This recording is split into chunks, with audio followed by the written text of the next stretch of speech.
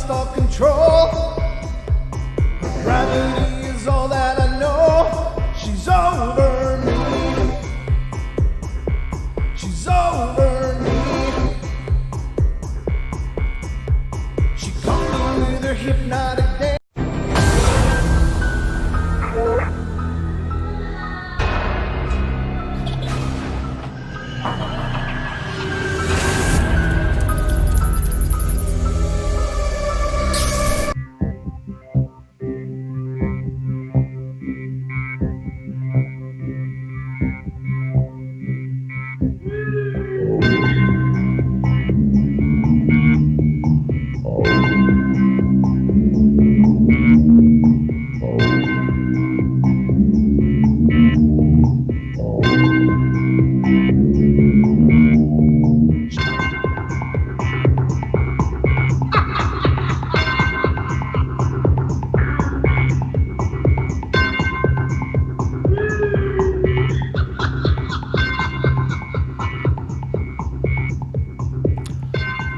Oh my God, it started, hasn't it? Welcome, everybody. It's Friday night here on the Paranormal Portal for our 2-hour Friday Paranormal Portal extravaganza, and I'm your host, Brent Thomas, and I'm absolutely thrilled you're here with me. Thanks for being here. Thanks for spending your Friday evening with me, keeping me company, making me feel like I have purpose and direction in my life. Which is always important, I think, that we all feel that we have a reason for being here. And I guess mine is to do whatever I can to introduce you to either really wacky, weird paranormal stuff or to try to scare the hell out of you. Either way, I'm here and I'm going to do my best to entertain you all for the next couple hours. Special thank you to the Freaky Friday crew. It was great to see you guys. I was hanging out on your YouTube channel. It was great to see Whistles back. That was awesome, guys. I missed him, and it's just great that all of you guys were there. So, fantastic show as always, and it's always a pleasure to follow you. So, welcome to the show, ladies and gentlemen. We are now underway. Sorry if you're hearing a little static. I don't know what that's from. It's kind of new. But if you want to call in and be a part of tonight's show, you're always welcome to. The Paranormal Portal phone line, hotline is always ready to go. It can't just be a phone line. It's got to be a hotline. So you can call in by calling 720-923-0500, and you too can be a part of the festival that is the Paranormal Portal. It's a festival of fun. I don't know if that's true or not, but that's what I'm going with tonight. Thank you guys all for coming into the chat, and all of those of you in the TFR chat room. Great to see you guys. Quite a few of you are still in there, but hopefully you'll stick around. I always love seeing you guys. So, and to all of you who are piling in to our YouTube chat, that's always a lot of fun as well. So, I mean, there's two ways to chat here on the show, ladies and gentlemen. You can either head to tfrlive.com/chat, create your own username and password, and you can also be a part of the chat room for all of the TFR Live lineup. It's a really robust full channel. If you're not familiar with it, It's got shows for everyone on there. I mean, there's such a great variety, such a dynamic bunch of hosts, really excel and are incredibly informed and really do a phenomenal job. And that's tfrlive.com. That's our mother network. That is the place where the portal started. We cut our teeth in that chat room, in the TFR umbrella. So. If you're listening on TFR, iHeart, TuneIn, and TalkStream Live, you may be interested in knowing that we also stream our shows live on YouTube. If you want to see what it is that I'm doing as I'm doing the show, you can head over to youtube.com/paranormal portal. And be sure to check out our podcast, ladies and gentlemen. Our podcast is released 3 times weekly on the Revolver Network, and it's a lot of fun. We do 3 shows, Monday, Wednesday, and Friday. They are released, so definitely check those out. If you really got a hankering for some more paranormal in your life, then check them out. So, hey, Doc, good to see you. What? I'm glad the sound is good. Do you hear the static, Doc? I hear a little hiss in my ear, so that's what I'm wondering. I don't know. It's just like a noisy night, I guess, but the weather's kind of crappy up here. I live in the very north of Idaho, ladies and gentlemen, and I'm pretty sure our internet is just basically repurposed telegraph lines up here, so I don't think the insulation is as wonderful as it should be, but they've been upgrading it lately, so it's actually getting better. But anyway, I got a great show lined up for you guys tonight. At least I hope I do. In my mind, it's a great show, and hopefully that's how it executes as well. Sometimes I plan out whole shows and then it just goes a whole different direction. Actually, most of the time. But tonight I actually planned out some things I wanted to cover because I just think this. I stumbled on this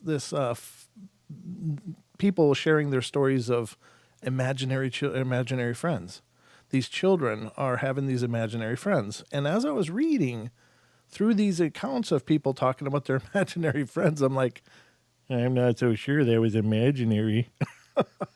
I think some people are experiencing some truly paranormal stuff and have just chalked it up as imaginary friends in their life. And we'll go through a bunch of those during the show as well. And I want to touch base on some haunted railroad stories that actually Lucky sent over. And awesome job. Thank you, Lucky. I appreciate that so much. It always makes it makes it wonderful when someone's helping you provide content for your show. So I'm very fortunate that Lucky always does it. Every time she bumps into a story or something, she'll fire it over my way. So thank you very much. I appreciate that, Lucky, if you're out there listening. But first of all, I want to get to some listener mails. We've got a whole handful of them here that I want to go through, and I want to start out with the the first one I want to read you is a email from hell. So doing the show, I got to see if I can find it now. I don't even know if I know where it is for sure. I was really wound up when I first got it, but this is a mail from hell segment of the show tonight, ladies and gentlemen. Excuse me, hold on.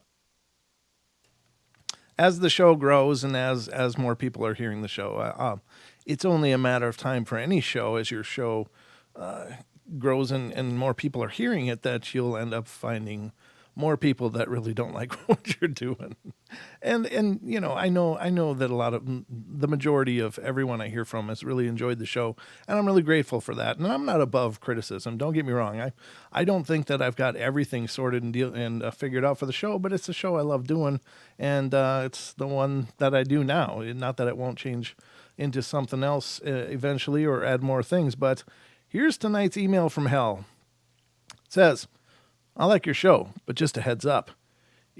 Just a heads up. You can't mock most of the listeners' stories and expect that they will share on this podcast, and it's not a very hopeful way to attract listeners. Your current format appears to be circling the drain. Pull your heads out of your and have some compassion, maybe. So that was my email from hell, and I think that what this person is under the impression that everything I'm reading on the show is coming from listeners. And I wish that was the case. I wish that I received that many listener emails, but a lot of times it's just Don and I going out and finding encounters of phenomena and discussing them.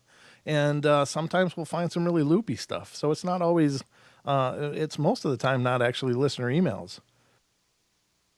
But I think that's what this person was thinking. And she definitely unloaded. She was coming from a place of righteous indignation. And I can appreciate that. If I was reading listener stories and really bashing on them, then I'd be a special kind of stupid. But no, that's not the case. We never do that on the show. And if you're out there listening, just know that we oftentimes find a lot of material just out there on the interwebs, and we bring it in to discuss on the show. So anyway, it may be the troll. You're right, Joe. That's a good. We have somebody that always swings by about every show and gives us a nice thumbs down, which is fine because it's an interaction, and Google or YouTube still counts it as an interaction. So thumbs down, thumbs up. I mean, I prefer thumbs up, but at least the thumbs down don't really sink the ship. Let's see now. Let's get to the listener emails that I was talking about before, because These are really, between call-ins from listeners and listener emails is really my favorite part of the show.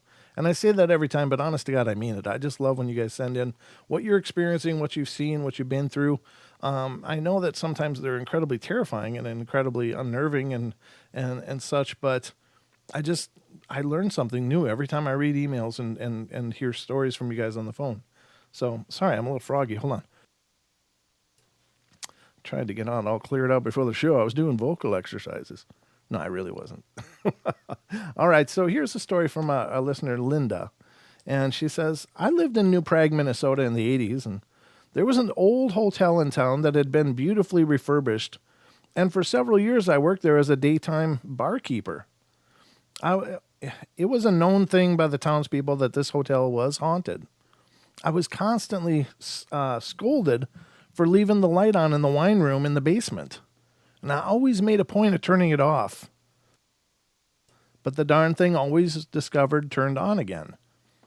And I was to have 3 tables and 4 booths in the bar set up with placemats and silverware ready for the lunch crowd. And the largest table was a large, round, heavy wooden table. Many times this table would start shaking and vibrating when I was trying to set it up. I would slap the tabletop and say, "Stop that," to get it to stop. One day, I was late getting to work and hadn't changed my clothes yet, and I brought them in on a hanger and ran downstairs to the tiny ladies' room next to the wine room to quickly change. I wore black slacks and a black satin vest and a white tuxedo shirt. I had a long, thin black satin ribbon tie that I would tie into a loopy bow, and the vest and shirt had about 30 buttons between them. Well, I got the shirt and then the vest all buttoned up and then reached to the hanger to get the tie, but it wasn't there. It wasn't on the floor. It wasn't in the wastebasket, the sink, the toilet, anywhere. And I thought, great, it's tangled up in my clothes somewhere. So I got the vest unbuttoned and off, no tie. I got the shirt unbuttoned, and there was the tie, smoothly and neatly wrapped around my waist. Well, I got a shiver, knowing how close and personal this spirit had to be to put it there without me knowing. And I didn't like being messed with like that, but I whipped it off and muttered at the ghost and quickly got everything back on and went upstairs and got to work. Wow, that's really intense. We talk about things like deports, which are the opposite of upports. And if you're kind of new to the paranormal or don't really understand those terms, an upport is like a gift from a spirit. It's like all of a sudden you'll see this strange coin show up or a figurine you've never seen before in a really obvious place. I could just all of a sudden will be there. And many people believe those are gifts, or they're also called upports from spirits. But a deport is when, of course, just what it sounds like, when something's taken away. A lot of people have their keys deported a lot of times, and they'll search everywhere, and suddenly they'll be right back where they already looked, and they weren't there before.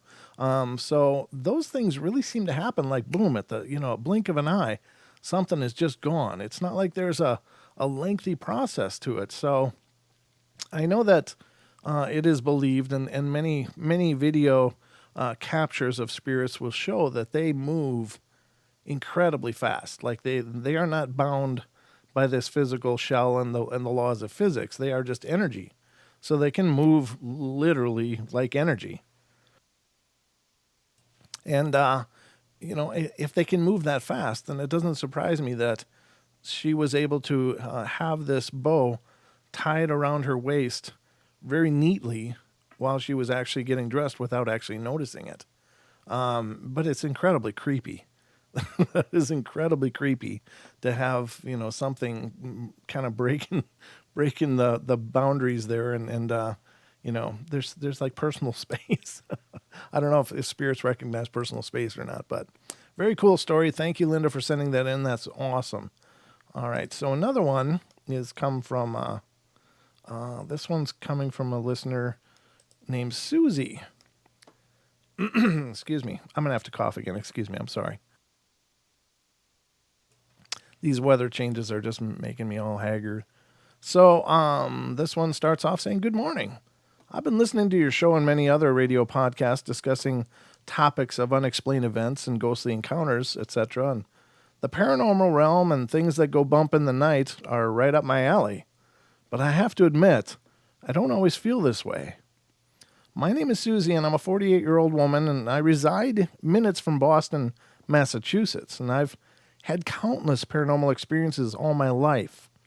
When I think back, my earliest memory is when a spirit child named John would visit me often, and we would play together. And it wasn't until I was much older did I learn John had crossed over, meaning John was deceased when he visited me, and no one else could see him but me. Next, I had a hernia operation at around 4 or 5 years old, and I remember having an out-of-body experience during the surgery. Much to my surprise, when recovering, my already existing ghostly encounters had somewhat become more frequent. As a side note, I've contracted several major illnesses during my life, naming a very severe case of pneumonia and triple E encephalitis. Each illness I incurred required hospitalization and a long-term period of recuperation. During my recovery, my ghostly encounters and intuitive abilities became even stronger. It got to the point my paranormal experiences became so overwhelming, I could no longer ignore them. As a child growing up in the 70s and 80s, I didn't have access to the internet or other people having similar experiences. I had no one to talk to and was forced to just figure this all out on my own. When I was around the age of 13, my family moved to a new home and soon realized this house had more paranormal and unexplained activity than I could have ever anticipated. Over the years, I've experienced all types of paranormal events like predicting dreams, hearing spiritual entities walking around in my bedroom during the night, and turning my bedroom doorknob in the middle of the night without explanation, loud bangs and random voices, demons trying to choke me while I slept, and my name being called when I was absolutely certain I was alone in the house. I even had multiple encounters with shadow people and a spiritual being who called itself the Descendant, who saved my life while I was ill. But not all my paranormal experiences were unnerving. I've also had random visits from peaceful and beautiful angels, loving animals, and beloved pets who have crossed over, kind unknown entities, as well as my own caring relatives. Anyway, thanks for reading. If you'd like to contact me, blah, blah, blah. And I'm going to contact her because apparently we actually are going to do a podcast interview with her this weekend. She's apparently got a lot more that she's been through, and it'd be great to have a chance to listen to her. And we actually have one on Monday as well. Excuse me. An over-the-road long-haul truck driver called and told me about his experiences, and that'll be Monday's podcast. It was really a great conversation. So there'll be a couple of those coming up on the podcast in the near future.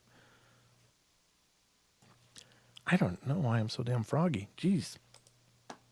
I do apologize, though, but that was a great story, and thank you, Susie, for sending that in.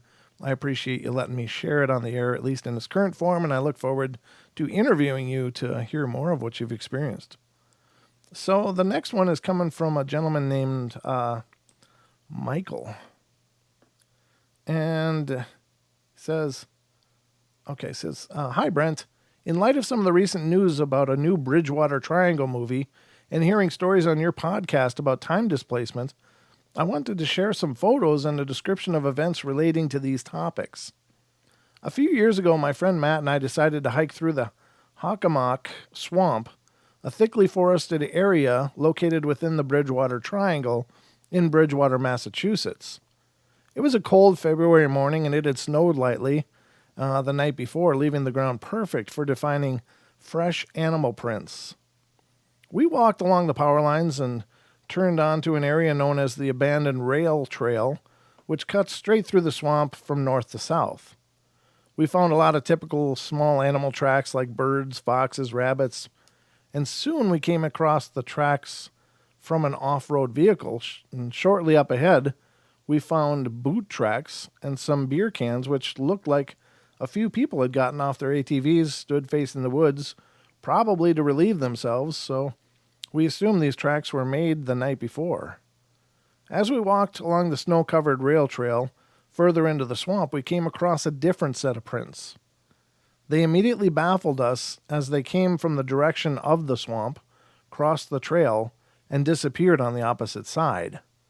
The prints were mostly long and thin, with clearly defined toes at the front and a right-left stride through the snow. We took some photos with my phone and walked on another mile or so if we could find anything else, but since we were on a time constraint, we had to get back to our cars and decided to turn back.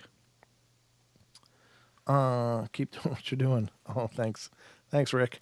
On the way back, we both agreed to stop again at these strange prints so Matt could take more photos, and we walked slowly and carefully, with our heads scanning the ground, watching for these prints. But a very peculiar thing happened on the way back, as we apparently walked right past the tracks, and we were both startled as we looked up and were miles ahead on the edge of the swamp along the power lines, and nearly at the spot where our cars were parked. It was as if we cut time in half and unconsciously walked way past where we figured we were supposed to be. Unfortunately, it was now too late to go back, so we did proceed to our cars and we left. Later, after reading more accounts from the Bridgewater Triangle, I learned about more people losing track of time, missing their intended exits on the highway, etc., and I believe we both experienced a form of this phenomena. We agreed that there was no chance we could have both accidentally walked right past these strange tracks or suddenly imagine we skipped a bunch of time walking back along the rail trail. Plus, as a side note, the next day while Matt was out driving closer to his home, he watched what looked like a UFO traveling in the direction of the swamp. Additionally, that same day, my niece, who lives in Bridgewater, claimed to see a bright streak of light fall from the sky, again in the general direction of the swamp. We've returned to the swamp, walking the trail a few times since then, but we haven't seen anything close to these type of prints again. And they are here.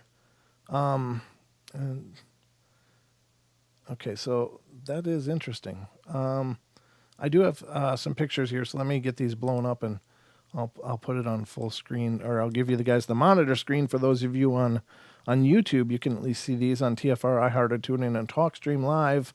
All I can tell you is that they are what appear to be, I don't know, that it does have variation on the front end that might be toes, but it does look like they were snowed on. So I don't know how fresh they were, if they've melted back or anything. It's hard to say just from these pictures, but wow, that looks like a drag of a stride right there. Maybe the boot was dragging, but that's still, I don't know. That one's odd. This one, I don't know what to think. It just may be more boot tracks, but it would be a peculiar direction, I suppose, from the description of the person. I don't know if this was during hunting season or if there was hunting season at this time, and perhaps a hunter was passing this way to get to a spot or something. And I'm not discounting that it couldn't be paranormal, so please don't take that from what I'm doing here. But I do have to at least review these things with without suspending complete logic on it. Because oftentimes these things are misidentified. I really believe that.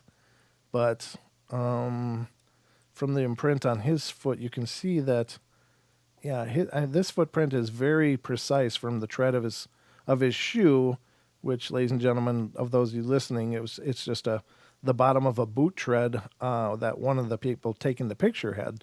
But the footprint itself it does really appear to be old in comparison. Like this, the shoe print is very precise, really cut well into the snow, but the print ahead of it is very rounded and doesn't have that same cut-in feature that I would expect it to have if it was a fresh track.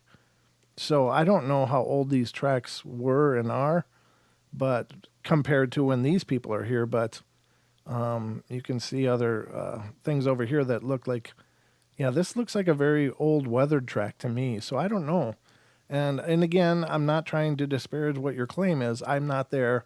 I can only see through this little window you've provided me into your experience. But these tracks do look like they are probably quite old, or at least older. And the other thing with snow tracks, ladies and gentlemen, if they are left and the air warms up, when tracks melt, they do expand. So if you find huge tracks out there, it doesn't necessarily mean that you've stumbled onto a Bigfoot trackway. It could mean that the print has been there a while and it's warmed up and melted back and expanded as the sun or the heat has affected it. But these don't really look very fresh. They do look like they've perhaps melted and refrozen and even been snowed on again.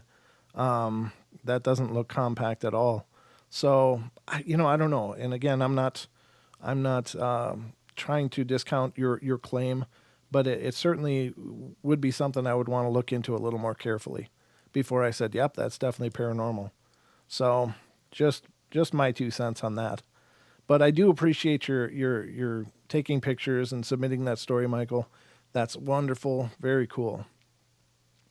All right, let me look at the time. We got 1:30, so I'm going to do more listener mails when we come back, ladies and gentlemen. I got a couple more to go through before we move on into the imaginary friends phenomena. But hope you're enjoying this so far. Let's see. Again, today's podcast that we released was about strange cryptids, and we're all used to hearing stories about Bigfoot and dogmen and stuff, but we ran across some stories of some really strange stuff. Things like called stick figures. Now, why are they called stick figures? Well, because they look like an animated stick figure, like like a child's drawing has come to life. These abnormally thin, gaunt figures that look literally like stick figures walking around in the night. So check it out. I just would be curious what you guys thought of the stories that we covered, but a lot of them I'd never heard of as well. Oh, we just got another email from Mr. MCAT, so we'll have to read that one as well when we come back. So we'll be right back, ladies and gentlemen, for more of the madness that is the Paranormal Portal. Don't go away. I'll be taking attendance.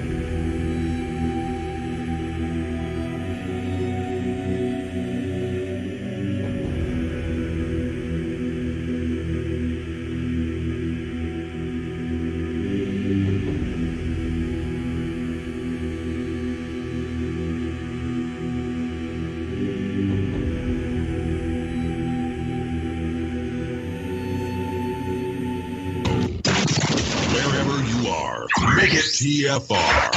Truth Frequency Radio.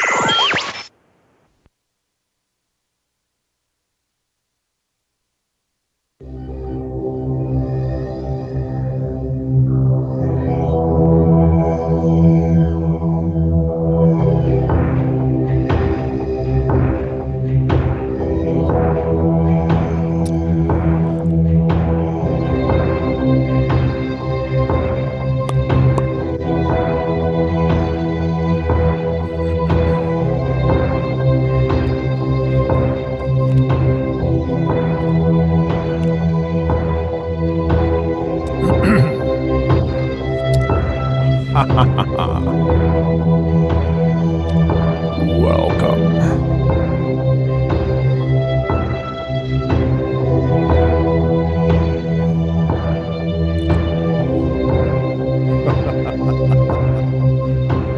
Well done, Julia.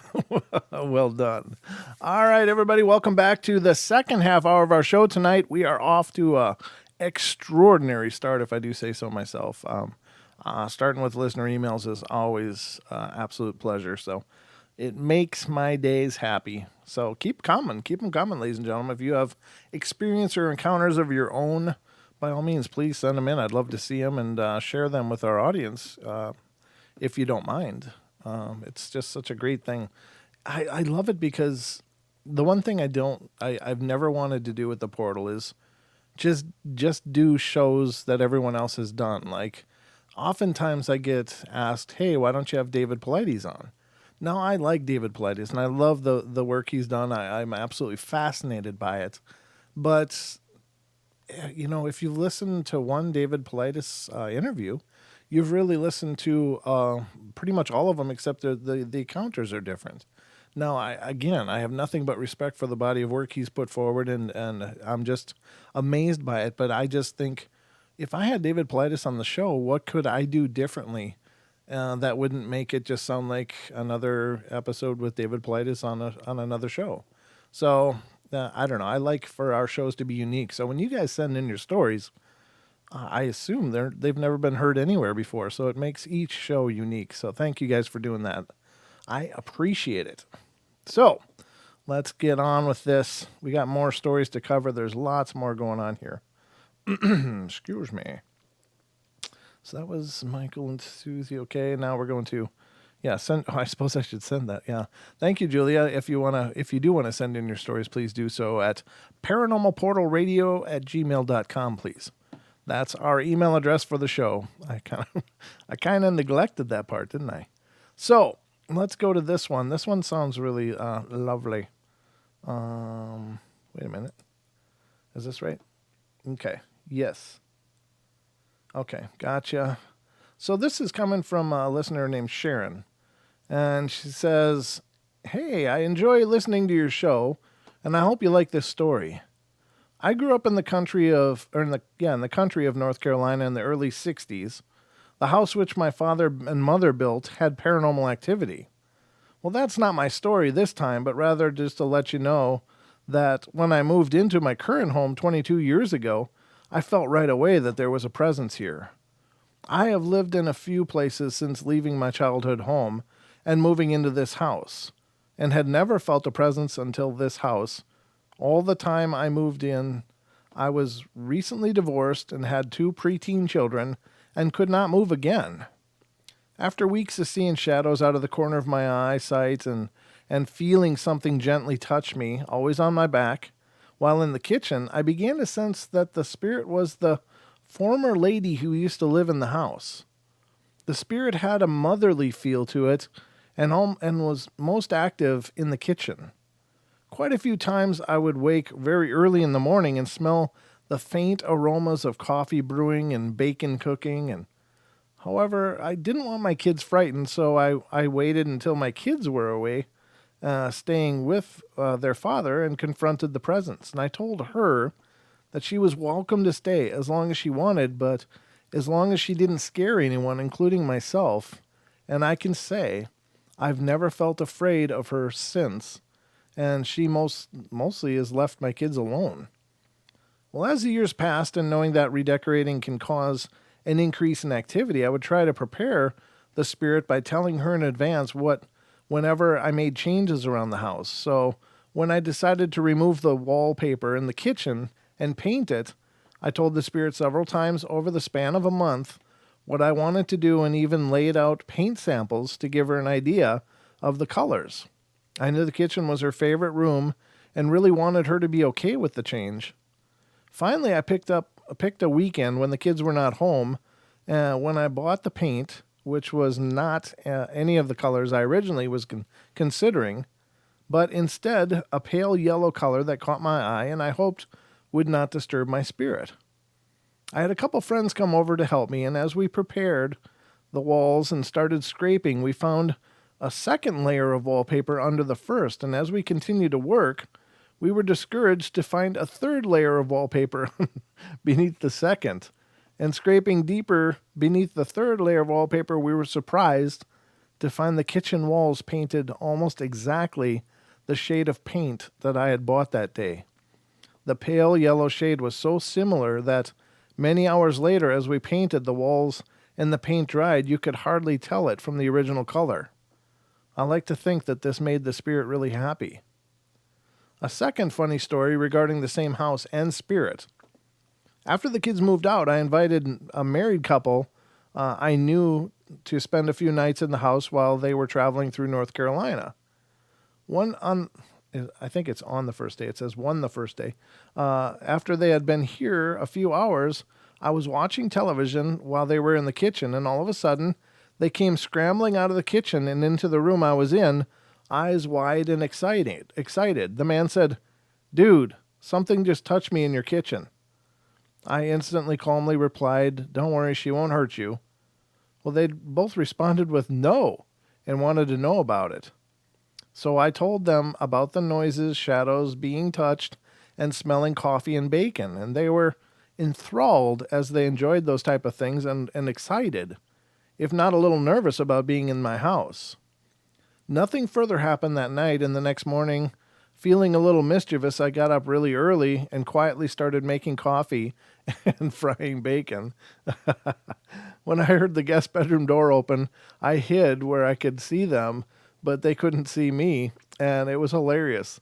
They they came creeping slowly down the hall, her behind him, eyes wide, half dressed, and sniffing the air as they peered into the kitchen. It was so funny, and I like to think the spirit enjoyed it too.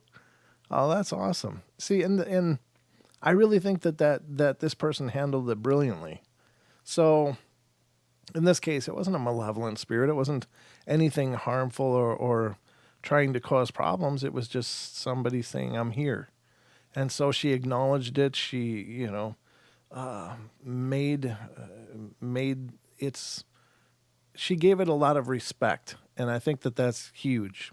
So, in other words, in my opinion, and maybe I'm wrong, maybe I'm right, who knows, but in my opinion, if you're dealing with a spirit that was once human, they are still human beings without a body. So they're still the same people. They're just like, they don't have a shell. They're just an energetic being. But to treat them any less than you would treat anybody else, I think, it makes a whole lot of difference. So when you acknowledge those things with respect and consideration, 99% of the time, the hauntings become very subtle and very peaceful. I think it's just a matter of acknowledging that spirit and giving it respect. And that is, I think, a very cool thing. And it must be tough being a spirit because generally people don't see you. People don't talk to you. You're kind of in this limbo, and it's got to be absolutely maddening. So I think it must be like a breath of fresh air to have someone come in and go, "Look, I know you're here, and here's the deal. Please don't scare anybody. You're welcome to stay as long as you're loving and kind and, whatever." And, and most of the time, that is the end of the experience, and it's just really peaceful after that. The presence may still make itself known, but at least it's not an intense kind of thing. Now let me see. This is the gentleman that I actually called. So yeah, okay. So that one I'm not actually going to read. I just marked it because I was reaching out to him, but I did reach out to him. So let me get to MCAT. Our very own Mr. MCAT sent us an email right now, and I just happened to see it come in. MCAT, do you want to call in, please, so we can discuss what you got here? I don't want to misrepresent your work here, so if you would please call in and we can discuss. Yeah, that's just one tall frame. Okay. So yeah, we're gonna wait for MCAT to call in, but I hope you guys enjoy the listener emails as much as I do. I think they're absolutely phenomenal, and you guys you guys all see things uniquely, and the things you report, the things that you write in your emails. You may see something that nobody else has really paid attention to before. It doesn't mean nobody's ever seen that behavior, but they may not think to say it. So here we go. MCAT is on the horn. So Mr. MCAT, are you there, Mike? Hello. Hey, buddy. How you doing? Good, brother. Thanks for sending these in. I just wanted to have you on the horn while we were going through them because I don't want to misrepresent your work. They came through absolutely huge on this email, though. I wonder if I can make them smaller. Yeah, I guess I can. If I click on them, it makes them smaller. Okay, so I'm going to put them on screen here, brother, and why don't you explain what we're looking at here? I think this is brilliant, but... Yeah, so this is full spectrum pics from the investigation they did at that local cemetery. Wow. And because I had enough resolution, you can really kind of zoom in and see some detail. But I noticed this is the last two shots in the sequence, and they're about a minute apart, and you can see what looks like a set of eyes. Right. And they're in the same position in both shots. So it's something that's, if there's something there, it hasn't moved. Wow. Now, I didn't see anything there on thermal. Okay. So I don't know what that is, but it definitely looks like something was back in the corner, just keeping an eye on us, watching us do our thing. Or two eyes, as it were. But if you look at the size of that eye spread, those are pretty far apart. Yeah. So Yeah. It gives the if that belongs to something, that something has to be pretty big. Yeah, it gives the impression of being a huge head, because I assume, just judging by these photos, it's got to be 50 feet away or in that ballpark, right? Would that be about right? Yeah, that was about to the edge of the cemetery that we were at, and it was right back there at the edge. It was pretty far away, but you can definitely see it. There's definitely something there.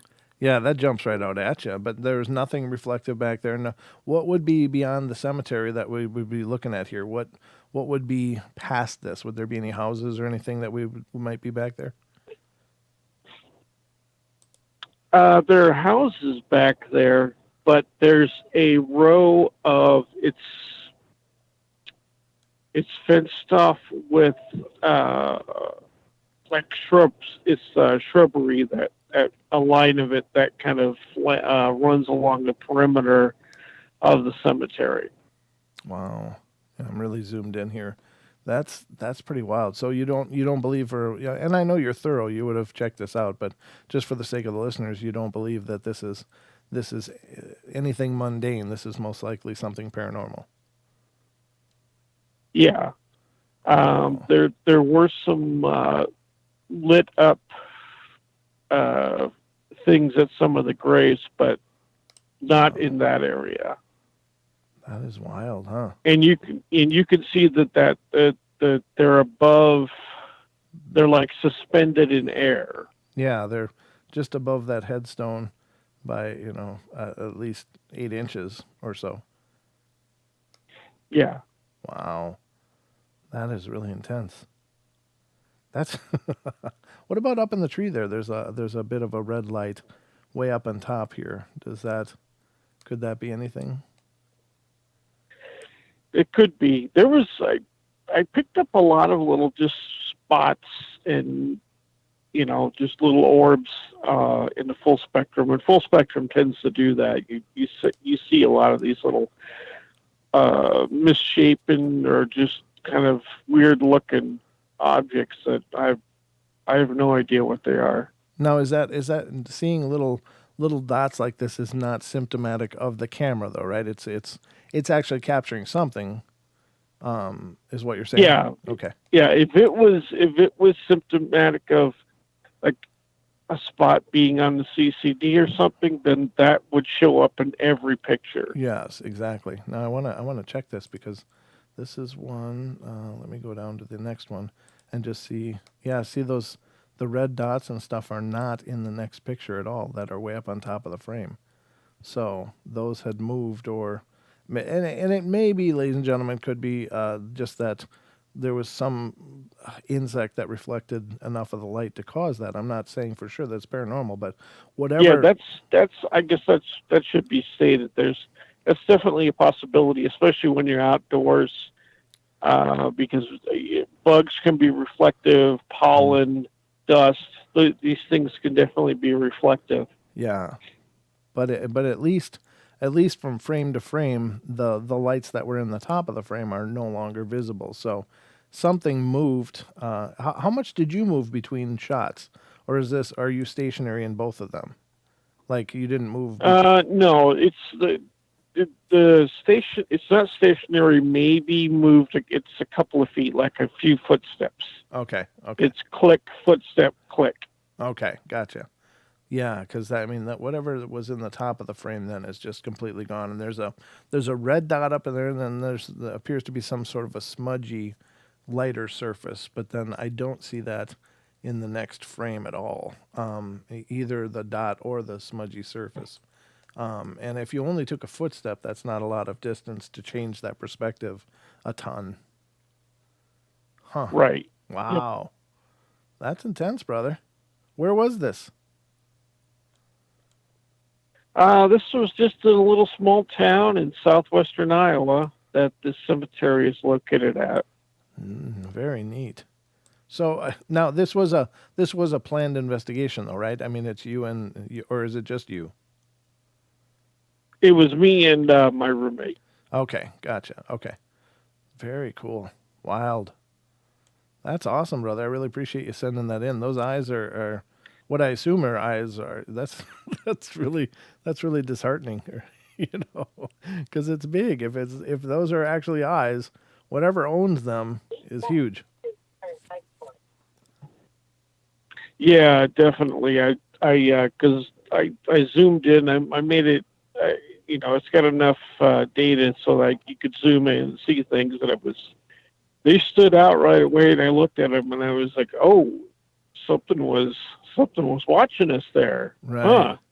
Now, Ooh. additionally, I don't see anything that could be lens flares from any other surface that would be reflecting light back in that could be causing lens flares. So, I was looking for anything reflective that might cause a double lens flare like that, but I don't see anything. Everything looks like it's pretty muted as far as the surfaces. There was no hot reflections coming back. What is the white right along the very edge of the frame on this one? Do you know what that is, or is that just some fragment of the photo itself? Do you see what I'm talking? Hang on here. Here, let me take a look at this here. Sure. Sorry, I don't know if you're driving. Maybe this is. No, I'm not driving. Oh, okay. I just have to. I'm on my mobile here. The first one or the second one? It looks like the second one is the one I'm talking about. Well, let's see. One. No, yeah, it's the second one. Let me see if it's on the first one. Yeah, it's on the first one too. So they both have this weird. Was this a shot of the screen? Oh, oh, okay. So maybe you had a little window open over here on your phone or whatever. Do you see right on the very right? Yeah, I zoomed in so I could get a closer look at the set of eyes. Oh, that's the scroll bar, isn't it? Okay, gotcha. Okay, I was wondering what we were looking at here, but yeah, that's the scroll bar on the side, the right side of the frame. Okay, that makes sense. Gotcha. Very cool. So where are you now? Up in New York right now. Jeez. Well, you got to listen to Monday's podcast because, as I was stating, I don't know if you heard or not, but a gentleman called who is also a long haul trucker, and he shared a few of his experiences with me, and we had a good discussion, and that'll be on Monday's podcast. Oh, cool. Awesome. Yeah. Yep, I'm up in New York, and we're headed down to Daytona Beach, Florida. Oh God, can you come pick me up? swing by Idaho. You're on the wrong side of the country, brother. No, you have no idea how many times I think of that. As it's getting colder, brother, I keep thinking of how I'm in the wrong side of the country.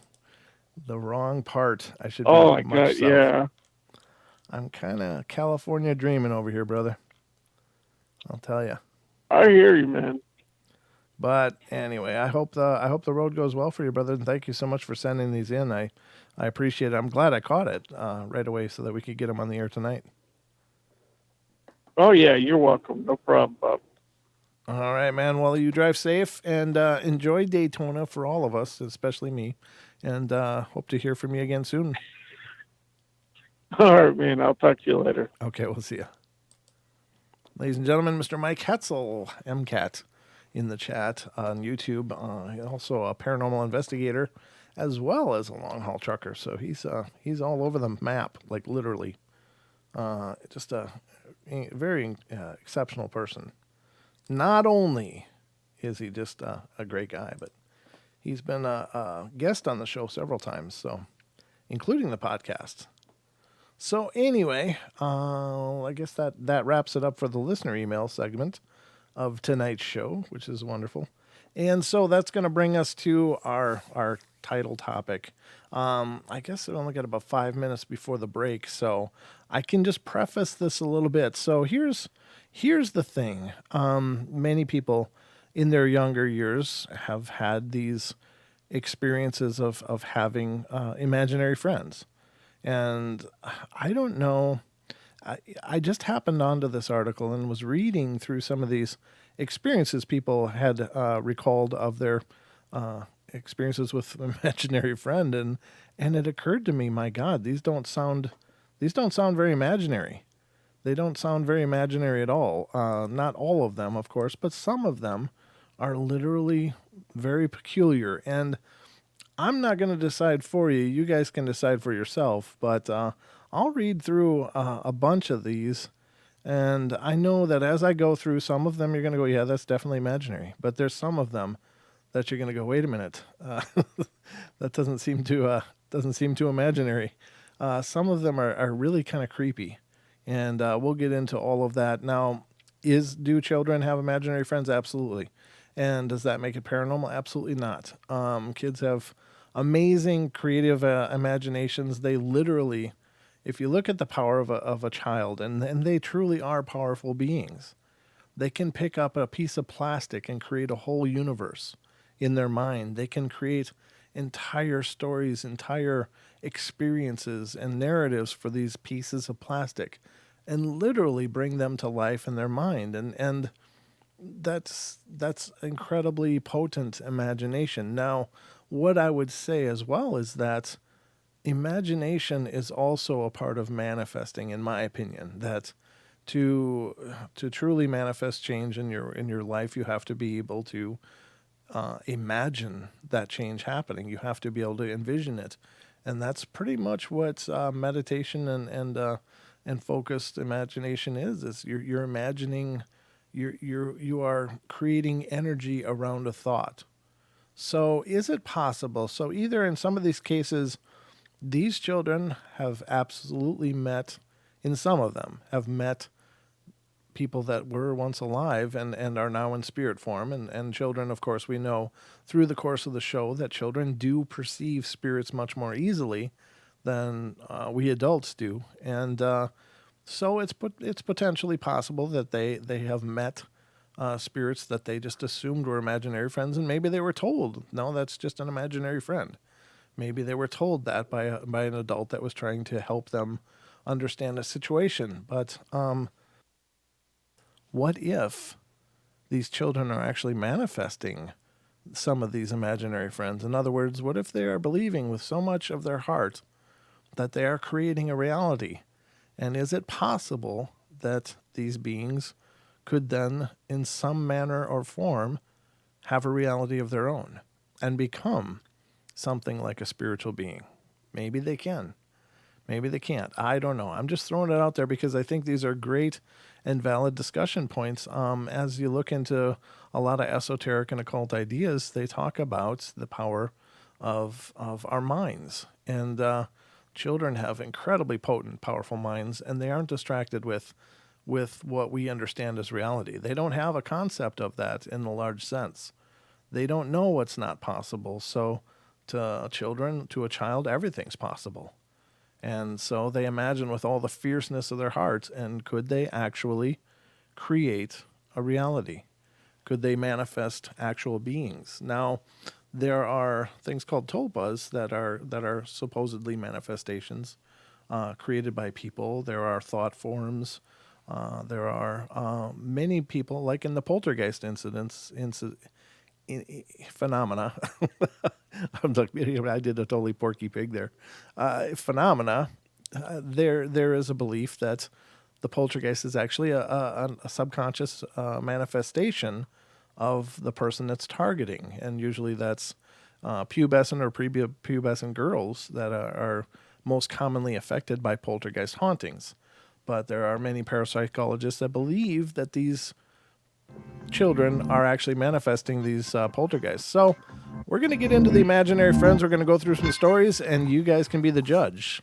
So don't go away. This is going to get good.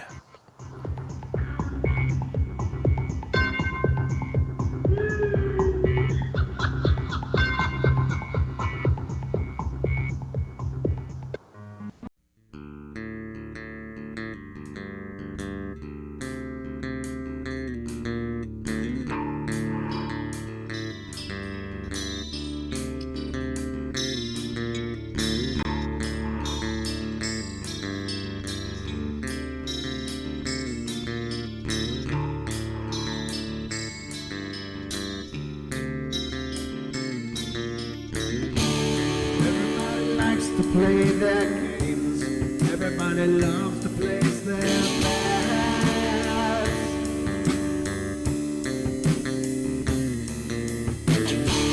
They don't understand the price I paid. They don't care to comprehend.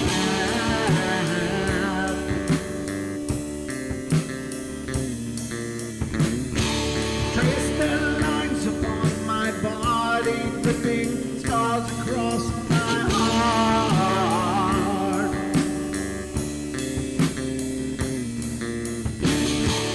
Raging anger boils inside me as their lies keep falling apart.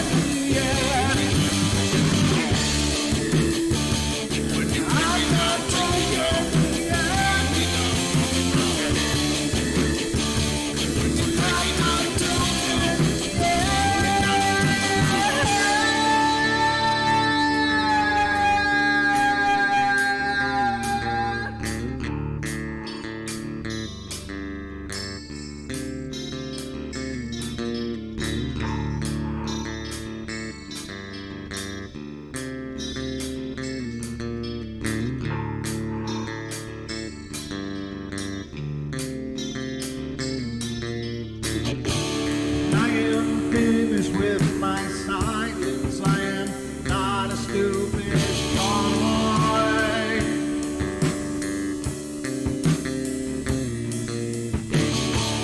No more breaking me with kindness, just you dance upon my joy.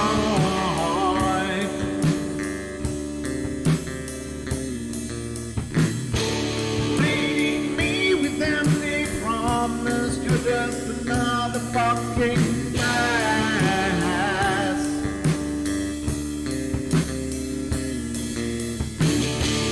Taking off the slice of my sanity, just make sure that you're well fed.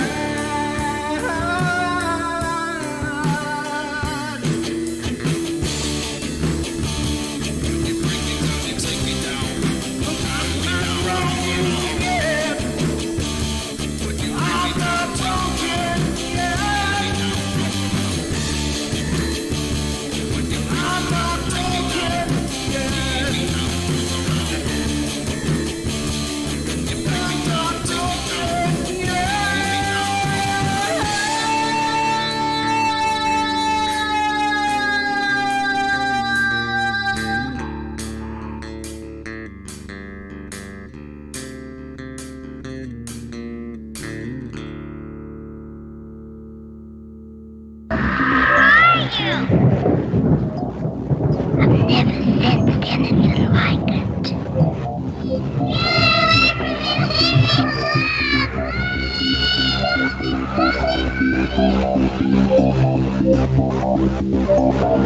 Carol Ann is not like those she's with. They're attracted to the one thing about her that's different from themselves.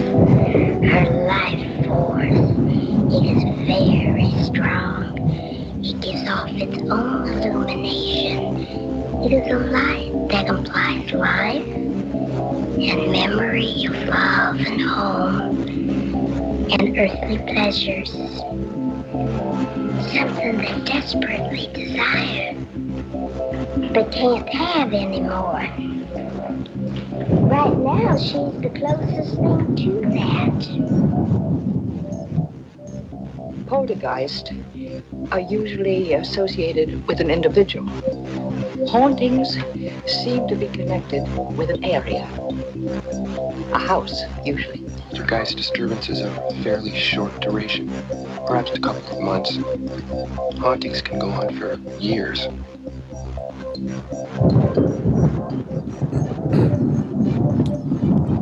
And so they can.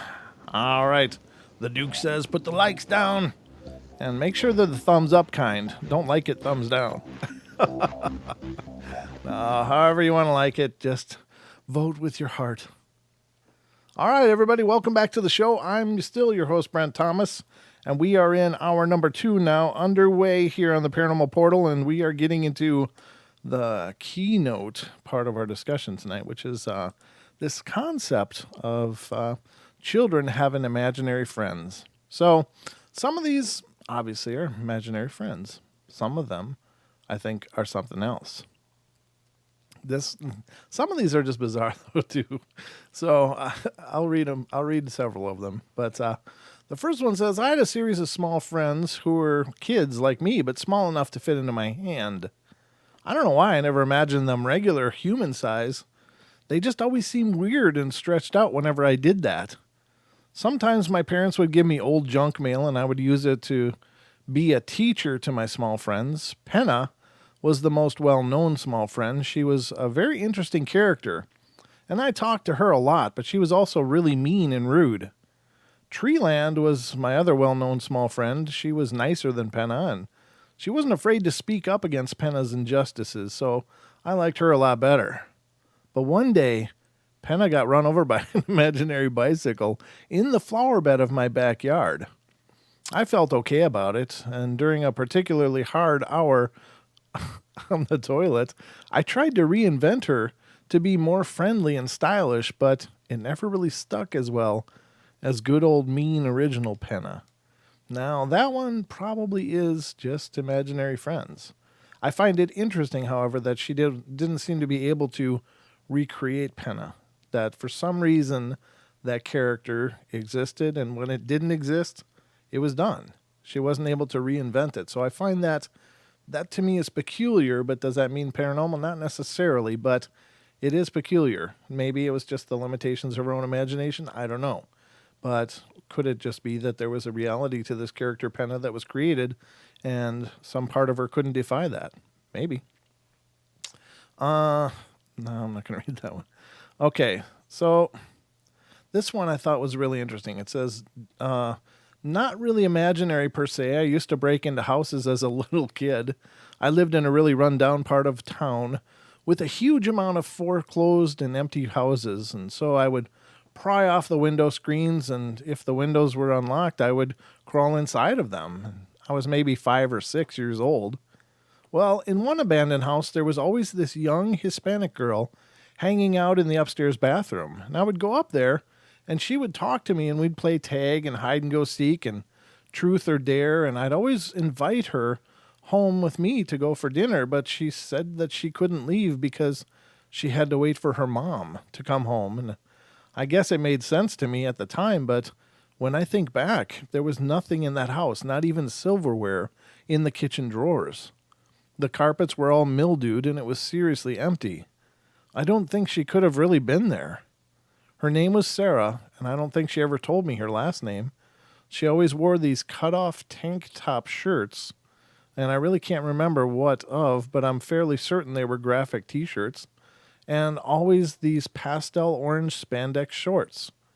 She had a bobbed haircut, and the hair was shorter in the back than in the front, and she was missing a couple teeth in the front of her mouth, and she was a little chubby, especially in the stomach. So that one to me is like, wait a minute, what? She couldn't leave. She had to stay there waiting for her mom. That sounds like a haunting. That sounds like a spirit that's clinging to a location for some reason. And so that's one of those, ladies and gentlemen, I think could very well be this person was interacting and having a relationship with an actual spirit. And I think that that's absolutely fascinating. Now, again, we know that kids can generally see spirits a lot easier than adults can, but wow, I think that's very powerful. Let's see. So this one I thought was interesting as well. Oh, maybe this one wasn't it. Let me just read it though. I went through a bunch of these. It says, when I was little, I didn't have many friends. In fact, everyone hated me. I made up a friend called Angel, which is my middle name, and we did everything together, but as time goes on, even losers make friends, and Angel did not like that. Sometimes he would take over, do things to ruin relationships, things I would have to make up stories in order to explain, and I've lost a lot of friends because of him, and I have no idea how to get rid of him. See, now that one, that sounds either like something like almost bipolar going on at that point, or perhaps this person actually befriended something and it became really possessive and clingy. And I don't know. That one sounded kind of dark to me. Okay, so. Okay. I didn't think this one was so great, but now this one I thought was interesting. This says, my daughter had an imaginary friend named Boy for years. I had to intervene in their arguments many times, and she spoke for him in a deep and gravelly voice that scared the snot out of me. Then they said red rum.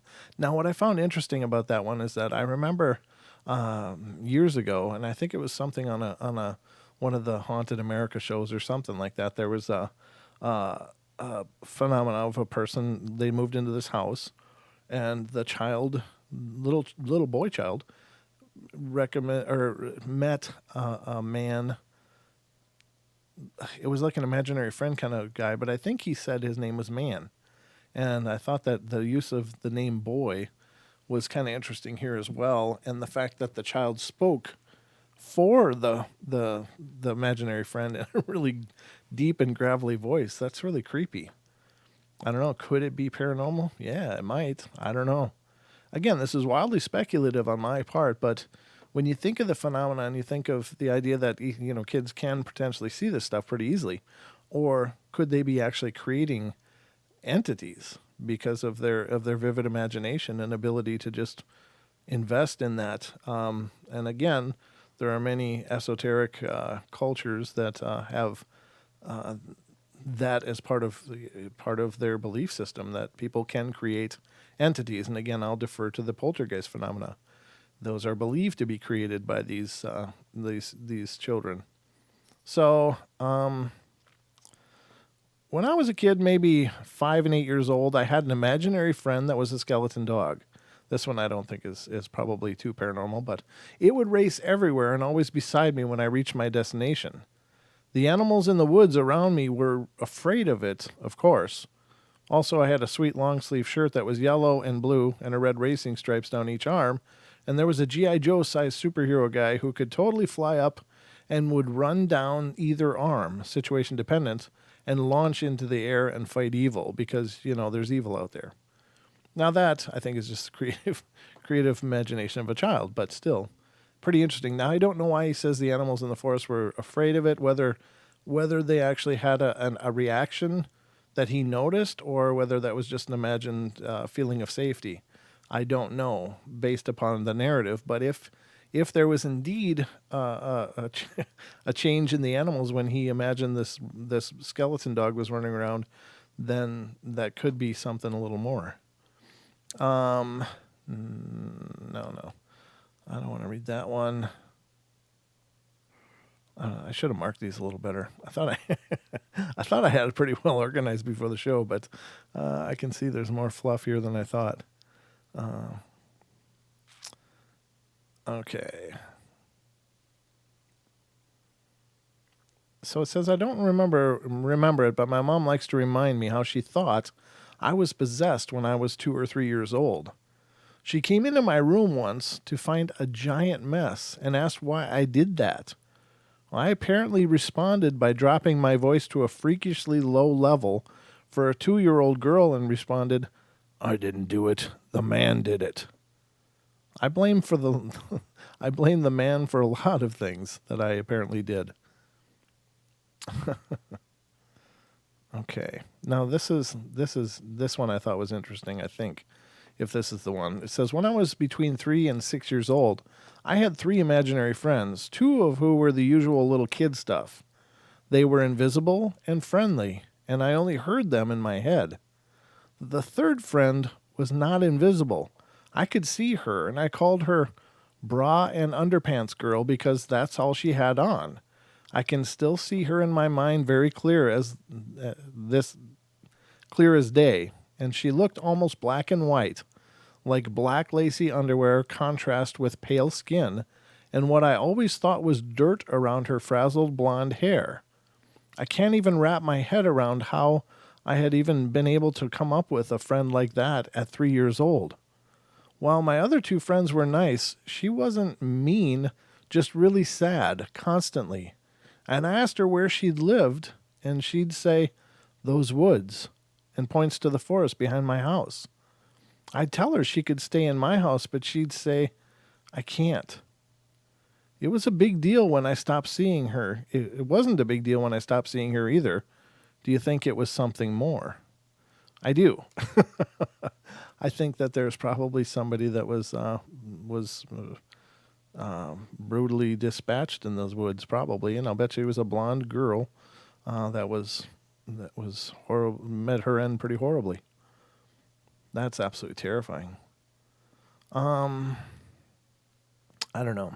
Let's read this one. I don't remember reading this one before, but it says, I had a load of imaginary friends when I was a kid, most of which were just personifications of my dolls and my favorite characters from books and TV, but I remember one with a completely unique personality from when I was about 9 and living in Virginia. She was called Christine or something similar, and as much as I can remember, she lived in the house before we moved in, had long pigtails, and was really close to my age. I didn't think much of this until really recently when my parents and I were talking about when we used to live in that house, and my mom told me that she used to hear footsteps and a child's voice coming from the upstairs when I was at school. And my dad told me once he found an old photo of a little girl at the bottom of one of the closets while he was cleaning it. Unfortunately, he couldn't tell me if the girl had pigtails.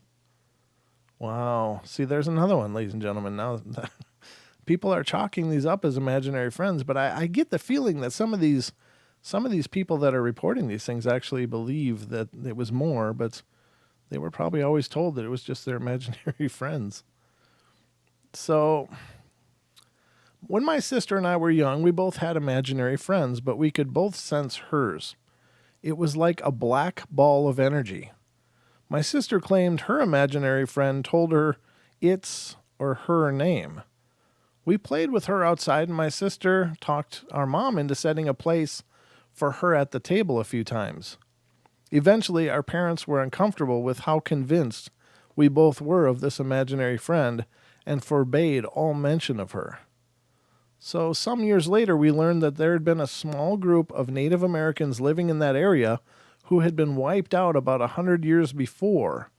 The name of the group, which was that which my sister's imaginary friend had said was hers so long ago. So that's such a correlation. So they're playing with this spirits or this quote unquote imaginary friend that was like a black ball of energy. It said its name, and it turns out that they later learned many years later that there was an ancient tribe of Native Americans that were slaughtered, and that was the name of the tribe. So, wow. How amazing is that? So, so some of these don't take a big stretch of the imagination. Here's another one. When I was a kid, I had several imaginary friends. My first one was an exact copy of myself who would follow me around. My second friend was actually a race of thumb-sized mutant children with rainbow-colored hair and superpowers. They had to leave their home planet because at age 10, if they were weak, they were murdered. So they went to Earth, and I started to raise them in secret. The two main ones that started this whole elaborate story now teach at a camp made for the survivors, and there is constant war feuding now. I'm thinking that's probably imaginary. So imaginary or not, your choice. But I think that one probably is. I think this one is probably not. Okay, so this one says, I remember that I was always excited and would rush to get to bed. Something that a kid never does, and I would ask to go to bed early so I could see them. My bedroom was set in a sort of U shape. My bed was in the middle, and everything was set around facing me. I didn't have any television in my room and only had the basics. I remember laying in bed in being pitch black with only some light coming in from my curtains when two children would come out. I don't know where they came from. They always seemed to step out of the darkness and would sit on my bed. Why am I getting I don't know what happened there. Am I still connected? Is everybody hearing me? I don't know what's going on. Let me check messages here. I gotta. Oh, okay. All right. I do have a phone call, but let me get through this one first. Okay. It says, let me start over from that one. I'm sorry about that, ladies and gentlemen. I was a little confused. I remember that it was always exciting and would rush to get to bed, something a little kid never does. I would always ask to go to bed early, and I could see them, so I could see them. My bedroom was set in a U shape. My bed was in the middle, and everything was set around me, facing me. I didn't have a TV in my room and only had the basics. I remember laying in bed, it being pitch black with only some light coming in from my curtains, when two kids would come out, and I don't know where from. They seemed to step out of the darkness and would sit on my bed and talk to me about my day, calling me a silly Billy. My dog Sophie would often come rushing into my room to jump on the bed. I would calm her down, kissing her and petting her, but upon looking up, the girls were always gone. I think my room was being decorated with new wallpaper, and I stayed in my parents' bed for a few nights, and they put me to bed with some warm milk and cookies and a Disney film on their TV. The two girls would come out from my room and sit on my parents' bed and watch the film with me. I remember grabbing some cookies and my glass of milk and offering it to them, and one of them looking really happy, shocked, and the other girl shaking her head saying, "We can't." They both had white night dresses on, and her hair was their hair was in a bun, and they never had any shoes on, and would come and see me almost every night up until I was 7. I honestly can't remember their names, and this was over 20 years ago. They always seemed terrified when my dog would run into their room, and they would vanish. My mom later found out that 15 years before, 2 young girls got attacked by a neighbor's dog in our yard and died. Wow, how tragic is that? All right, so let's get to this call. This is area code 408. You are on the air. Hello? Hi. Are you there? I am here. Hello? Oh, hello. Wonderful. And of course, my neighbor's dog just started barking. Let me go in the house here. Hi, this is Robin Griffith. How are you tonight? I'm good, Robin. How are you? I'm good. So I was on the chat, and I heard some similar things, and I kind of wanted to share my experiences. Oh, please do. That'd be great. Love to hear it. And I'm sorry, it's Brent, correct? It is Brent, yeah. Okay, good. I just want to make sure I don't call you the wrong name. Oh, it's fine. So when I was probably, you had to have language. I know in order to be able to express communication with spirit, we had to have language at some point. And I'm thinking I was probably 2.5, maybe not quite 3. Okay. And hang on one second. I'm sorry. Sure.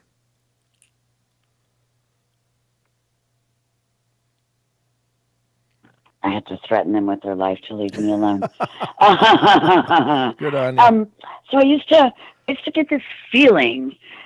I would be asleep, and there would be like this feeling that would come, and I would start to wake up. And at that time, my mom was a single mom, and we lived in a tiny little apartment on North Alamo in San Antonio, Texas. Mm-hmm.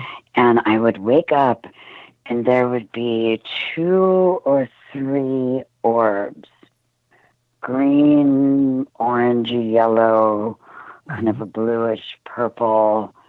And I remember they had like these little beings. They were like, what they told me was that they were dressed the way they were so that I wouldn't be afraid of them. Because I remember that it was like circus outfits, and how would I know circus? I don't know, but it was circus outfits or top hats, and it was some kind of clothing. And I remember the feeling was they were dressed like that so I wouldn't be afraid of how they really looked. Mm-hmm. And they would wake me up, and I remember they would talk with me, or there would be something that would happen as an exchange between the two of us. I would be sitting up in the bed, and they would be moving around the room, but really within my 2 or 3 foot aura space. And one time I said something to my mom about the beings that come when she's asleep, and she said, "Next time, wake me up." And I remember they didn't come for a while because it was like they were mad that I told someone. Oh. And then I felt them coming, and I woke up, and I was shaking my mom, And even then, and I don't know how I know all this. I just remember that this is exactly how it was for me. Sure. Even then, I knew my mom was not waking up because of them. Oh, okay. Wow. And they came, and basically it was kind of like, this is the last time we're coming. You're getting too old now. And then many years later, I'm a practicing druid, and many years later, as I became much more metaphysical and not religious, but experiencing other spiritualities, etc. I heard the hypotheses that our first 2 to 3 years we're still retaining some of what we may have had in divinity space, and so our ability to connect with spirit in other ways is still strong enough there. And then as we get older, we lose that. Oh, okay. And then it was probably around that very same time. I couldn't have been any older because we were still in the little apartment, and my mom was dating, and the gal across the street was going to watch me. And she tucked me into my mom's bed, left the door open, turned off that light, turned on the hall light, went out the little apartment door, and I saw this gray mass in the corner of the bedroom. Oh. And the second I looked up at it, I was looking down at myself in the bed. The little girl propped up with the pillow and the little short haircut and the big eyes, looking at the thing in the ceiling and realizing I'm looking down at myself. And then, boom, I was back in my body. Wow. And to this day, if I could put a printer to my head, I could give you a 4K black and white picture of that memory. So a little bit later in life, probably 4.5 years old, my dad's stationed in Alaska. Mm-hmm. My memory is, I get up, I'm in, like the one-piece pajama thing or whatever. I get up, I go down the stairs, through the living room, down to the corner stairs that goes down to the underground basement, because this is Alaska, mind you. Sure. And there's I sit down on the step, and I'm facing a blank wall, and the steps go down, and there's like a plyboard. So there's maybe one plyboard there, and the last 3 or 4 or 5 steps are no plyboard. And there's a window behind me, ground level, in the basement room that's at ground level, and the sunrise is showing through there. Often it would be on the wall across the way. Sitting where I was on the step, I could see the wall with the sunrise on it. And I became aware of a moving object. And it was like if you took a cartoon character and had a silhouette of like a witchy outfit with long sleeves or something. Oh, wow. And it was moving, and there was this solid shadow. And I was like, and no, I didn't say anything, and I knew it wasn't supposed to know I was there. And I got up, and I went back upstairs, and I went to bed. And many, many years later, 10, 11 years old, I said something to someone's mom. Oh, angels. Yeah, I've had experiences. This happened to me, and this happened to me, and this happened to me. And, it was cool. The dinner was over, and I went home. And my mom came to my room and said, "What did you say to those people?" And I said, "What are you talking about?" And she said, "So-and-so's mom called, and you are not to go over there or play with her. She doesn't want you to come around them anymore. She said something about you were talking about the devil." Oh, no. And I said, I was not talking about the devil. I told her these experiences. Mom, I've told you about these in my life. Oh, honey, you can't tell people about this. People don't understand. Oh, And then horrible. I spent the rest of my life until 1984, when a woman who lived a block away from my apartment when I was a single mom was on the bus with me. We got off at the bus at the same stop. We almost went the whole way together, and she turned to me and she said, "Would you like to learn to read tarot cards?" Oh, and cool. I said, "Sure, I would." Okay, so hold that thought. We're going to go to break, but I want to come right back to you, so just hang on to the phone. No problem. No problem. We'll be right back, ladies and gentlemen, with more of the Paranormal Portal just in a moment.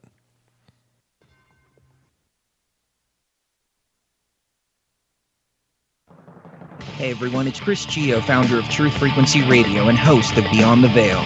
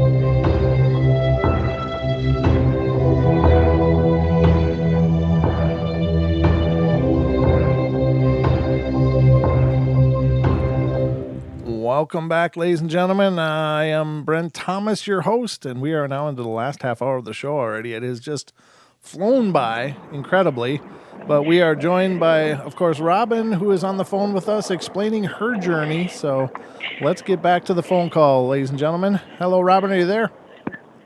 I am here. Okay. So I learned to read tarot in 1984, which really gave me the tools to listen to spirit. I began to realize that, if we think about some of the basic dogma that we may have learned when we were children, really it's not me that does the works, it's something else that moves through me. And I like to think of it as love and light. I believe that I am a light for spirit and that there is a battle between that light.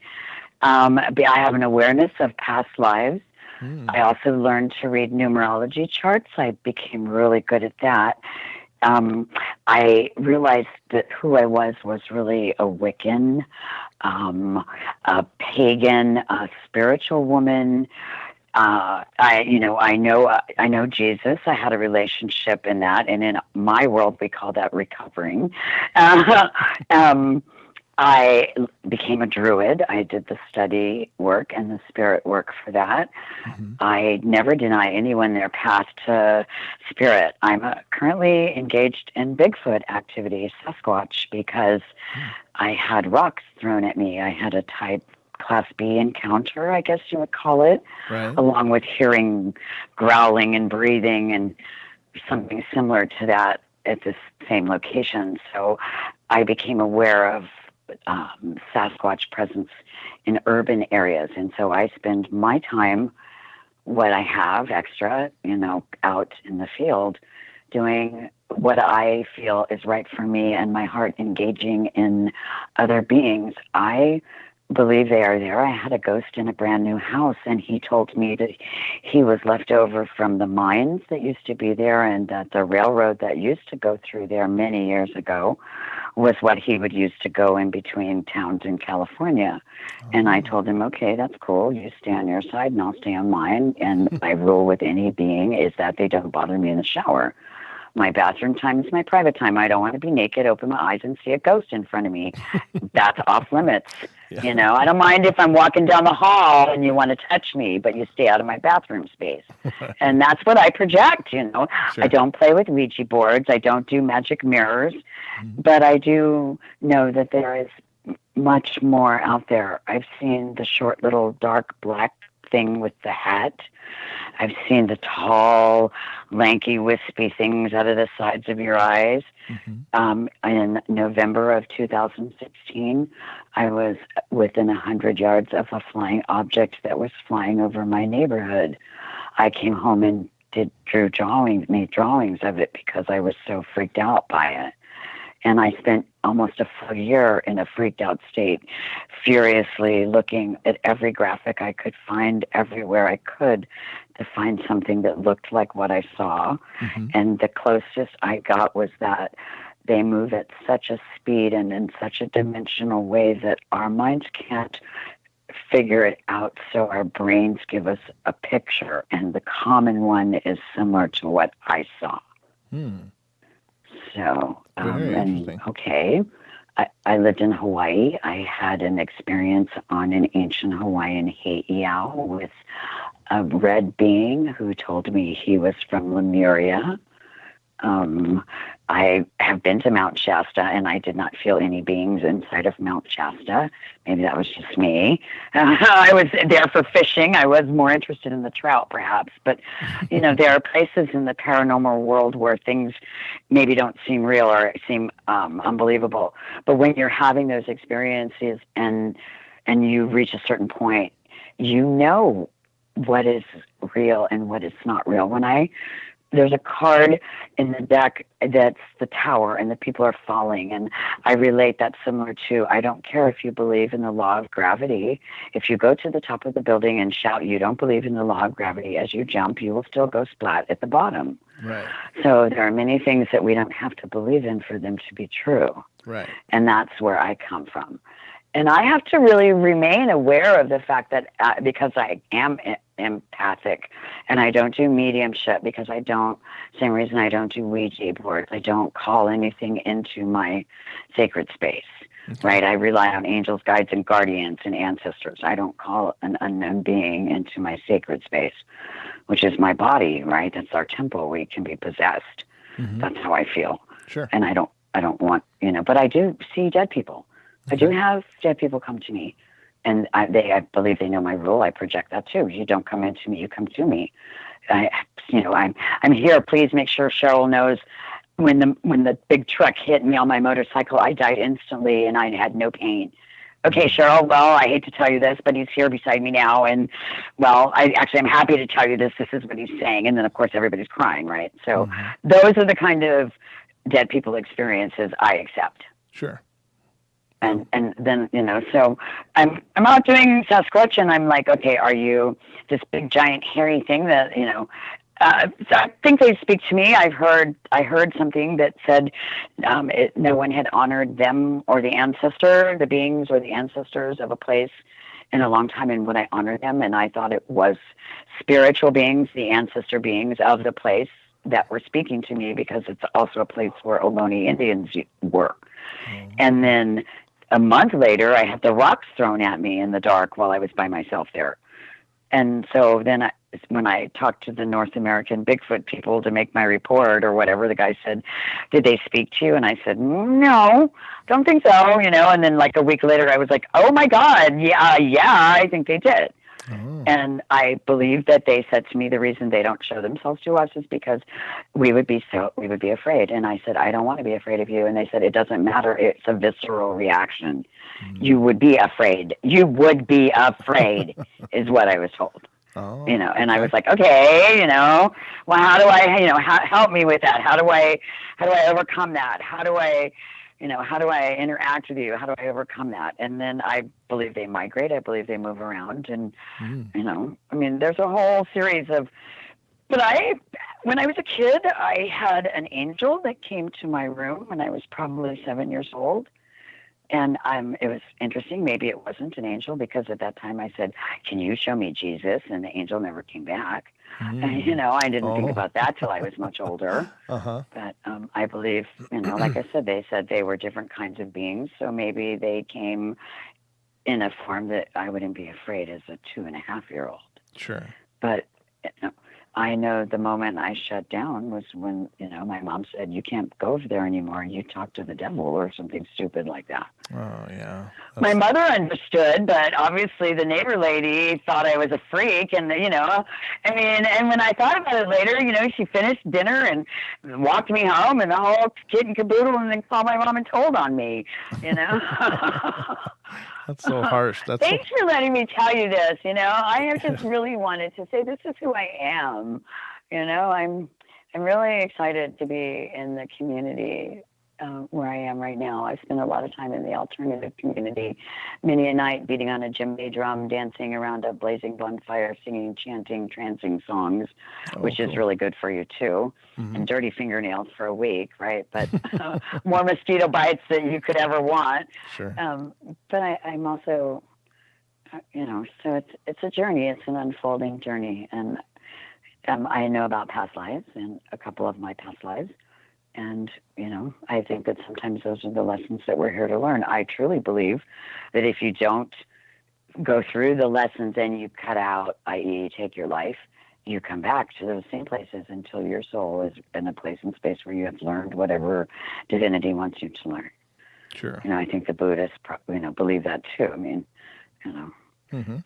Anyway, So yeah, thanks for listening to me babble at you. I'm sorry I was talking nonstop. No, it's wonderful. Now. It's always great to hear people's experiences and to hear about their journey. I don't think any two people have ever had the exact same experiences, and I find that incredibly profound and interesting. That the paranormal is so incredibly wide and diverse, and you have to wonder, does it as you were implying, does it tailor itself to our individual expectations to a degree as well?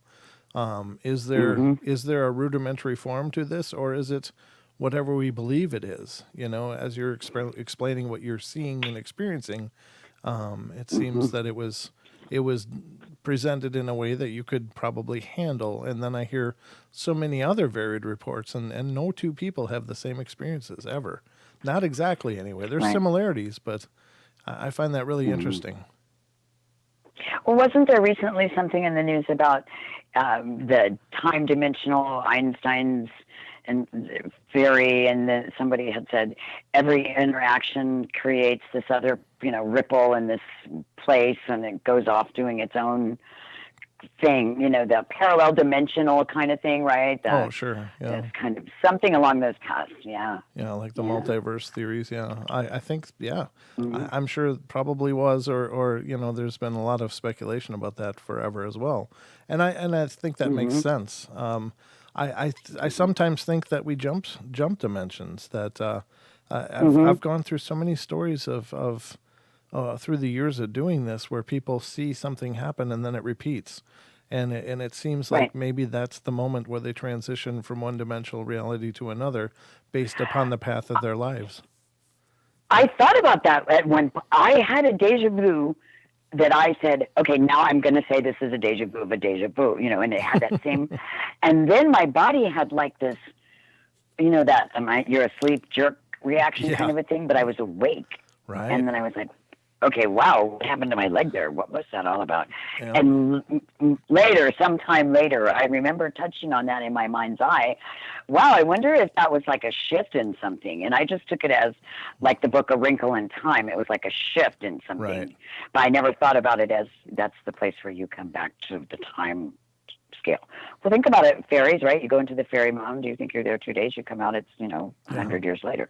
Right. It's a time shift. And when you were talking about those orbs and those colored lights, that's what jumped to my mind was the Fae. When you were the first experience you were describing was some kind of interaction with the Fae, and especially when you're talking about your mom not being able to wake up as well. Mm-hmm. And knowing, and I knew when I started shaking her and she wasn't waking up, I knew that she was not waking up because they did not want her to wake up. Right. Maybe they told me, I don't know, but I knew. And someone said to me once, well, how could you know these things? You were so young. And I said, don't ask me that. I'm just telling you what I know. And these were my first experiences that shaped my life. That first experience was that, okay, wow, what's different here? The second experience was, well, maybe I really don't belong experience because if you speak your truth, people freak, and that's where I learned to fit in. And now I don't try to fit in. I'm no longer in the broom closet. As we call it in the Wiccan world. I'm out there. I'm a spiritual woman. I read tarot cards. I teach tarot now. I don't read anymore. I used to do a lot of psychic fairs, and let me tell you, as a psychic reader, you're burnt out by the end of day one. Your body is fried. I'll bet. But yeah, I teach now. I teach tarot, and I still do numerology, but that's quite a different process. Oh, no, that's great. Don't ever let anyone tell you what you think or feel or what you're experiencing is not real or right. And if someone says to you, have sex with me or give me money and I'll give you all the secrets, run the other direction, because that's not how it works. Oh, is there that kind of stuff out there? I didn't even know that. Is there like sex cults out there too? No, people think that. We don't really, Well, someone might say, I'll pray for you, and I'll say, that's okay, I'll jump naked in the woods for you. But we don't really do that anymore too much, I'm sure there must be someone in the woods that does it, but mainstream doesn't. Okay. Of course, there's a lot of implied flirting and sexuality, don't get me wrong. Sure. The goddess energy and the stag energy, you go to a good pagan party and watch out, make sure everybody's got their boundaries and their safe word, Wow. There you go. Thank you so much. I really enjoy what you do. I enjoy listening to you. I enjoy listening to your guests. I enjoy, sometimes it's a stretch, right? It reminds you to be open instead of judgmental and, oh, no, that doesn't sound right, kind of thing. Sure. Wait, hear them out, And other times it's like, oh yeah, that works for me. Sure. Oh, that's why that happened. Oh, okay. So. Well, I'm thrilled that you found us. How did you find the show, by the way? Well, because I am in the Bigfoot community, I participate in other live chats, and I think half the chat participants are my peeps, and so I just happened to catch your live flow and was needing some community, contact, and just cool. jumped in. And I was bugging Brian, give me the number, Brian. I want to call in. and your moderators are wonderful too, by the way. Your whole team is fantastic. So thank you so much. Yeah. Well, thank you so much for calling in and sharing your experiences, and it's been a great journey going through your life with you, and I'm really honored that you chose to do that here. I'm serious. Thank you very much, and thank you for not, because when you say to someone, how do you feel about Bigfoot, and their eyes glaze over, right? So it's like, yeah, I'm in a 3-piece suit. Yes, I used to be an executive assistant in a major high-tech company. Yes, I'm intelligent, but you say Sasquatch and their eyes glaze over and they look at you like you're crazy. Well, you're now officially crazy in their eyes. You're one and of everything they say is filtered through the Bigfoot filter. Yeah. You're among friends here, let me tell you. It doesn't matter. Yes. Doesn't matter what you say. We're going to be on I would board. rather be crazy than normal. I mean, normal. What is normal? That's no fun anyway, right? Right. No. Thank you, Brent, for your time. I appreciate you, and I look forward to more from you. Oh, well, thank you so much for being here and being a part of the show. Oh, yeah. So shout out my channel for me, Oh, please. What is your channel? It's my name, Robin Lynn Griffith, but I do the San Francisco Bay Area Sasquatch Believers. Okay, very good. I don't have a page because that's just a fancy name for, this is what I'm doing. No, that's cool. All right, wonderful. Thank you again for your time. All right, good night. All right, you rock. Right on. Oh, thanks. That's so cool. It's always great to hear from you guys, and what a cool journey that was. I mean, in a very short period of time, we went through her life. That's pretty powerful stuff, ladies and gentlemen. I like it. But I think we've all had. It is really interesting to me that so many people have experienced the paranormal, and there's still something absolutely unique to everybody's experience. That nobody has had the exact same things happen exactly. Like there may be similarities, but it seems we all perceive the paranormal stuff just a little bit differently, and I guess that stands to reason. To me, it makes sense. Believe it or not. I got another one of these stories. I don't know if we're going to make it into the haunted railroad stories tonight because we only got like literally 8 minutes left. It's gone pretty quick tonight, but I did. What was I going to say? I do hope that you guys tune in tomorrow night for the show. We have Mrs. Amy Bew joining us here on the portal, and she is a Bigfoot researcher and a wonderful person doing some fantastic work out there, and just a great person. She's going to be on the show tomorrow night, so I hope you guys will tune in and be a part of that. It's going to be a great show. She's just really a fun person. Great personality, a lot of life, and just wonderful to talk to. So she's going to be on tomorrow night, but I got one more of these stories, or I got more of these stories of imaginary kids, and this one sounded really interesting. So, imaginary friends rather than imaginary kids. At four, my parents had divorced. My dad, with not many resources, moved into the attic of this comically pink house in the bad side of town. One day, he hung a tire swing from a tree in the backyard, and I had a lot of fun with that. And I remember this guy living in the basement of the house would hold conversations with me out of the basement window while I played. His name was Tim, and he had a yellow jacket and a bright pink helmet. And every time I saw him, which was every time I went outside, and once in a while, he would ask me to climb in the window, but I always said, I don't think so, Tim, because I thought it was funny that he'd act really angry and mad. I asked my dad recently about Tim, and he said that nobody lived in the basement and it was used for storage. Well, I don't know if Tim was real or not, but I'm glad I didn't go into that basement. Yeah, that's all kinds of creepy. I'm glad he didn't too. Okay, so this one is potentially just imaginary, but have a listen and see what you guys think. When I was about 5, I had a pair of imaginary friends, a brother and a sister. Both were about 7, who only I could see, and I lived on a bend in a river, half a mile down a dirt road in a wooded area. Well, when I got older, I found out the land we lived on used to be a trading post back in the pioneer days. They only showed up when I was outside to play, and I remember they wouldn't play on the swing set with me, just play with sticks and rocks in the dirt next to it while I swung. And then when I got off the swing set, they would follow me around our yard, but they never traveled outside the yard. We lived on a 160-acre farm. Wow. You wonder. Were they bound to that area by some measure? So this one is, I don't have any siblings, so I was often lonely in my home, especially before I started going to school. I had imaginary friends, though, dozens of them. Most of them were pigs from the planet Zion. My parents were atheists, and they have no idea where I came up with this. Off the top of my head, I remember Good Piggy, Naughty Piggy, Peter, but Peter wasn't around much. He always had to go to church again. No idea where this idea came from, not from my parents. And there was also a pink bird named Sweetie. I knew they weren't actually real, but at the same time, I couldn't control them. They did whatever they wanted, especially Naughty Piggy. Once I started going to school and making real friends, they slowly stopped coming by, and I assumed they all went back to live on Zion. So probably just imaginary. Okay, so I had an imaginary evil twin named June who lived in the attic. Whenever I did anything wrong, I blamed her, so my parents would make her write apology letters. Well, I'm right-handed, so I used my left hand to write them, thinking this would fool them. 20 years later, I'm playing poker, and a dude at the table called me June. I honestly did a double take until I realized he had just forgotten my actual name. Huh. I don't understand that.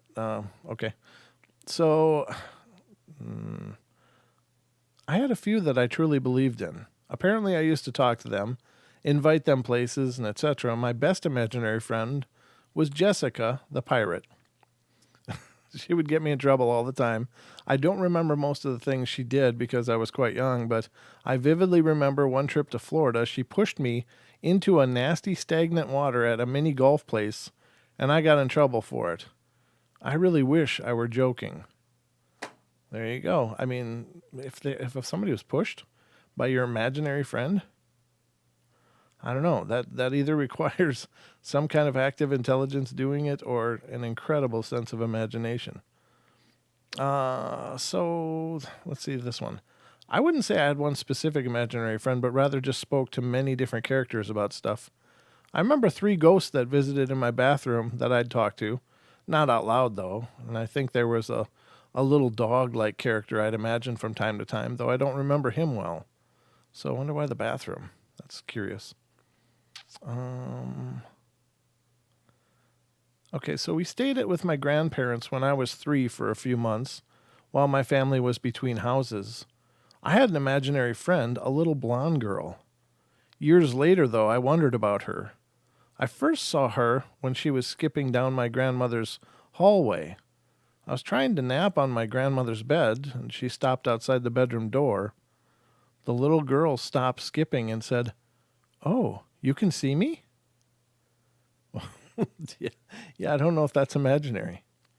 I'm going to chalk that up as maybe not imaginary. I don't want to read that one. That one's obviously. This one sounds interesting. When I was just a toddler between the age of 1 and 2, my mom said I would sit in my crib and talk to somebody. Well, I vaguely remember an old lady who would tell me Mommy would be coming soon to help me. Mommy said out of the corner of her eye she would see the old lady from time to time, and that lights would shut off on their own sometimes. I think the house was haunted, and I was talking to a ghost. Boom, Yahtzee. I think we're going to end on that one. I hope you guys enjoyed these discussions about imaginary friends and the potential possibility that they're not so imaginary. I just find so many of these that people are recalling to be way too similar to an actual type of haunting event. Not that it's negative necessarily, but that these children could be interacting with spirits and chalking it up as an imaginary friend. And again, I think that they come to that conclusion because that's what they're told they are. Maybe these kids are trying to introduce their parents to these invisible people, and so the parents can't really understand it and say, oh, that must be an imaginary friend. Where's your imaginary friend? And so it just gets chalked up in the child's mind as imaginary when maybe, perhaps, it's entirely paranormal. Just saying. You be the judge. I'm not I'm not representing it either way. It's up to you, but it's just my job to have a discussion with you. So that's what I like to do. After the show, ladies and gentlemen, stick around if you're on iHeart, TuneIn, TalkStream Live, or TFR Live.